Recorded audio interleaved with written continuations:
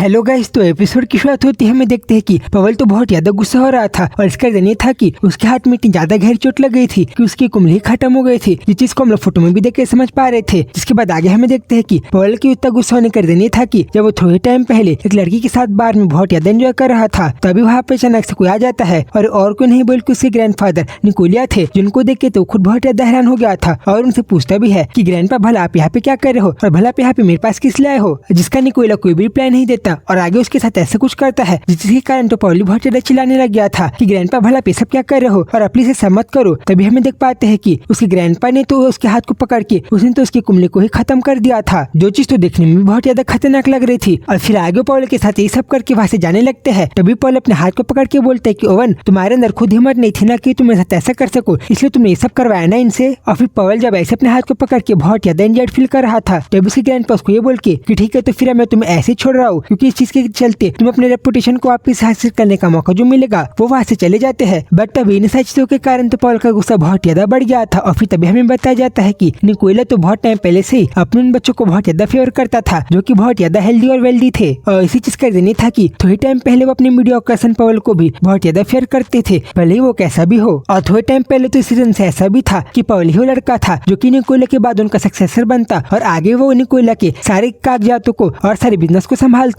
But ये सारी चीज तो उस दिन से ही बदल गई जब से ओवन उसकी लाइफ में आया, क्योंकि ओवन तो पवल से भी और भी ज्यादा हेल्दी था। और फिर आगे हमें बताया जाता है कि पवल तो बचपन से कूड़ेदान में और गार्बेज में बड़ा हो रहा था और उसका तो हाउस भी बहुत ज्यादा अच्छा नहीं था और उसे तो बचपन से कुछ ज्यादा अच्छी एजुकेशन भी नहीं मिली थी। और वो तो बचपन में लोगों को ऐसे देखता था जैसे कि वो अपने आंखों से उनको जिंदा खा जाएगा और जैसे कि वो तो दूसरे लोगों को अपने हाथों का इस्तेमाल करके जमीन में ही गाड़ के खत्म कर देगा। बट ये सब तो तब तक ही चल रहा था जब तक ओवन पवल की लाइफ में नहीं आया था, क्योंकि जैसे ओवन पवल की लाइफ में आया तब से ओवन को तो सारे लोगों ने ऑफिशियली रिकॉग्नाइज करना चालू कर दिया था और ऐसा निकोलिया ने भी कर दिया था। इसलिए जब ओवन अपने बच्चे में बड़ा हो रहा था तब तो उसे 1 साल के अंदर ही लोगों ने एक बहुत ज्यादा अच्छा कैंडिडेट मान लिया था, जो कि निकोलिया के बाद उस सारे बिजनेस को संभालेगा। और इन सारी चीजों को देख के तो पवल बहुत ज्यादा हैरान और गुस्सा हो गया था और यही वो रीजन था जिन चीजों के कारण निकोलिया ने तो पवल को हटा के ओवन की तरफ ही अपने सारे टेंशन को उसके तरफ कर दिया था। तभी फिर सारी चीजों को याद करते हुए तो पवल तो बहुत ज्यादा गुस्सा हो रहा था और फिर वो बोलता है कि मुझे पता है कि तुम मेरा ज्यादा सामना नहीं कर सकते, क्योंकि तुम्हारी जो ग्रोथ हुई है वो कुछ ज्यादा अच्छे से नहीं हुई है। और ओवन, तुम तो जो अपने हाथों का इस करके अपना आप नहीं कर पाए, इसलिए तो तुमने अभी निकोलिया को यहाँ पे भेजा। इसलिए मुझे पता है कि अब मुझे आगे अपनी रेपुटेशन को कैसे अपने हाथ से हासिल करना है। और फिर जब वो ऐसे गुस्सा हो रहा था तभी निकोलिया उसको ये भी बोलता है क्योंकि वो इन सारी चीजों को अपने आप नहीं कर पाया था और मैंने इन सारी चीजों को किया है तुम्हारे साथ, इसलिए आगे तुम्हारे पास मौका है कि तुम आगे अपनी रेपुटेशन को अपने आप कुछ न कुछ करके वापिस हासिल कर पाओ। तभी जिसके बाद जब निकोलिया वहाँ से चले जाता है तभी पवल आगे बोलता है कि ओवन के पास इतना दम नहीं था कि वो मुझे अपने आप से पनिश कर पाए और वो मेरा खुद से सामना कर पाए, इसलिए उसने भला ये सारी करतूतों को किया। और अगर ओवन में लाइफ में नहीं होता तो फिर आगे शायद से मेरी लाइफ कोई और अलग डायरेक्शन में आगे बढ़ती,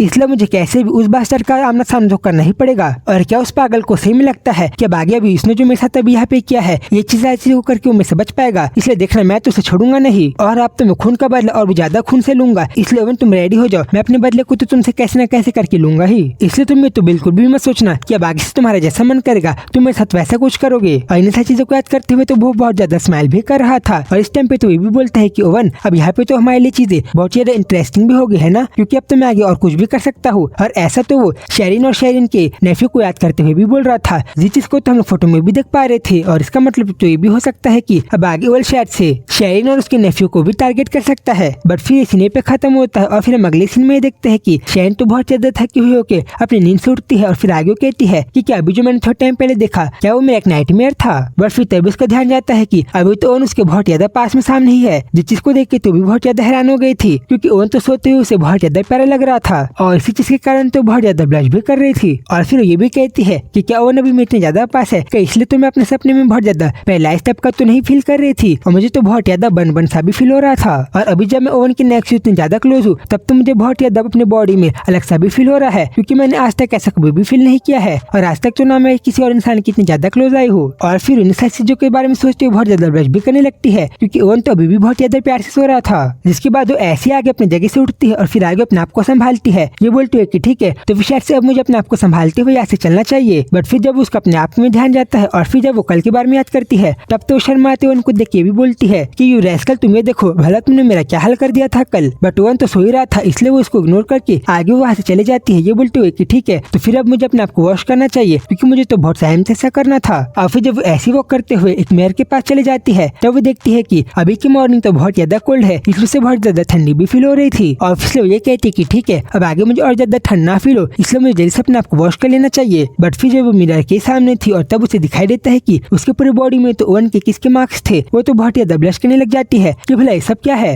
बट फिर वो खुद ही रियलाइज करते हुए बोलती है कि हाँ, बट इन सब चीजों के होने के बाद भी अभी तो मुझे ऐसे लग रहा है कि हाँ, अगर अभी थोड़ी दिनों पहले जब वो ट्रक हमारा एक्सीडेंट करने वाली थी, तब अगर ओवन ने अपनी जान को जोखिम में न डाल के मुझे नहीं बचा होता तो तब तो आज शायद से मेरी बॉडी में और भी ज्यादा मार्क्स होते और आज तो शायद मेरी बॉडी की हालत और भी ज्यादा बुरी होती। बट थैंक्स टू ओवन जो कि मैं भी बहुत ज्यादा सेफ हूँ। बट फिर खुद बहुत ज्यादा शौक हो जाती है कि भला मैं सबकी बकवास बातों को सोच रही हूँ जो बातें पहले ही बीत गई है। और फिर आगे वो थोड़ा सा और ज्यादा ब्लश करने लग जाती है। और फिर तभी वहाँ पे ओवन आ जाता है और फिर उसे पीछे से कहते हैं कि भला शेरिन, तुम भला यहाँ पे अकेले अकेले क्या कर रही हो। और फिर ओवन को अचानक से वहाँ पे देख शेरिन खुद हड़बड़ाते हुए वहाँ पे जमीन में ही जोर से नीचे गिर जाती है, जिसके कारण तो उसे अपने बॉडी में थोड़ी सी चोट भी लग जाती है। बट है चोट थोड़ी सी नॉर्मल थी, इसलिए वो थोड़ा सा अपने आप को संभालने लगती है कि भला मुझे ऐसा क्यों फील हो रहा है। तभी जैसे उसे दिखाई देता है कि ओवन तो अभी उसके सामने आ गया है, वो तो और भी ज्यादा ब्लश करने लग जाती है। और फिर आगे अपने आप से ही कहती है कि शायद से तो मुझे गिरने के कारण अपने बैक में थोड़ा सा हर्ट फील हो रहा है। बट फिर तभी ओवन उसे खुद अपने आप से संभाल के खड़े कर देता है। और फिर जब वो लोग ऐसे अपने आप के दूसरे के सामने देख रहे थे, तभी वो दोनों ही बहुत ज्यादा शांत हो गए थे। और फिर तभी हमें पता चलता है कि जब शैन की नींद खुली थी और जब ओवन के पास जा रही थी, तभी उसी सेकंड ओवन की नींद खुल गई थी। और ओवन ने जब उसे ऐसा करते हुए देख लिया था, वो उसका पीछा करते करते ही वहाँ पे आ गया है। और फिर सारी बातों को याद करते हुए बहुत ज्यादा हंस भी रहा था। और फिर आगे ऐसी शैन को बोलते कि शेरिन, तुमने थोड़ा टाइम पहले मुझसे कहा था ना कि तुम्हें अपने आप को वॉश करना है, तो फिर क्या तुम्हें अभी अपने आप को वॉश करने के लिए जाना नहीं चाहिए। तो अभी शैन उसको ये बोल के कि ओवन, तुम्हें पता है ना कि मुझे अपने आप को वॉश करने के लिए अपने रूम में जाना है, इसलिए मैं खुद अपने आप को अपने रूम में अकेले ही वॉश कर लूंगी। वो वहाँ से जाने लग जाती है। तभी वो उनसे पीछे से कहते कि शेरिन, तुम एक बात को हमेशा अपने माइंड में याद रखना। जिसपे वो कंफ्यूज होते हुए कहती कि व्हाट, भला तुमने ये क्या कहा। और फिर जैसे वैसे कहती है, तभी अगली सेकंड वो शैन को बहुत ज्यादा प्यार से पकड़ के वो उसे अपने पास लाके बहुत ज्यादा प्यार से कहता है कि शैन, मैं बस तुमसे ये कह रहा हूँ कि तुम मुझे इसको हमेशा याद रखना कि तुम्हें हमेशा मेरे साइड में ही रहना है और तुम तो हमेशा मेरे साइड में ही रहने वाली हो। और ऐसा जब वो बोल रहा था, तब तो शैन भी बहुत ज्यादा ब्लश करने लगी थी, जो चीज तो देखने में भी बहुत ज्यादा प्यारी लग रही थी। और इसी सीन के साथ चैप्टर पे खत्म होता है। तो गाइस, कंसिस्टेंसी को मेंटेन करने के लिए मैं अब और न्यू मांगा को भी चालू करने वाला हूँ और हाँ, डोबरमैन 1 का नेक्स्ट एपिसोड भी परसों आ जाएगा। और इस चीज को मैं कंफर्मेशन के साथ कह रहा हूँ, इसलिए आप लोग जल्दी से चैनल को सब्सक्राइब कर दो। तो फिर जल्दी मिलूंगा उन्हीं सारी वीडियो में, तब तक के लिए बाय बाय।